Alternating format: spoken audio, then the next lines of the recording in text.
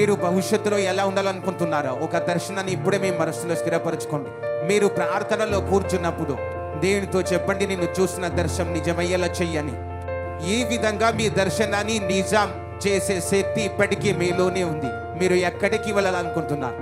మీ పరిచర్య ఎలా ఉండాలని కోరుకుంటున్నారు? నేను నా దర్శకుడు ఎలా పరిచర్య అయితే చూశానో, అన్య భాషను ప్రార్థించినప్పుడు కొన్ని నెలల్లోనే నా కళ్ళ ముందు అలాగే జరిగేది.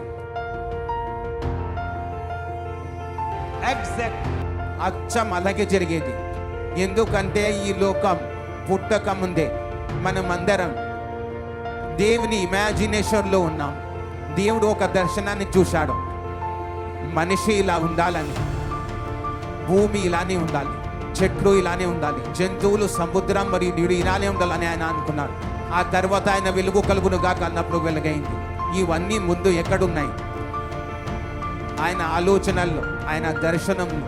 మీరు ఆరోగ్యంగా ఉండాలని కోరుకుంటే, మీ అద్భుతాలు జరగాలని కోరుకుంటే దర్శనాన్ని చూడండి, విజన్ చూడండి.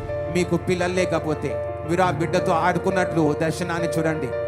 ఆ బిడ్డ మీ చేతిలో ఉన్నట్టు మీరు ప్రార్థించండి, అన్య భాషల్లో మాట్లాడండి, మీరు దర్శనాన్ని చూడండి.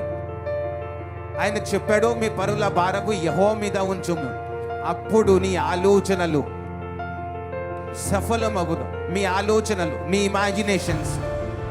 అంటే ఒక క్రైస్తవుడిగా మీ ఆలోచనలను, ఇమాజినేషన్ వాస్తవంగా రియాలిటీలో మార్చే శక్తి మీకుంది.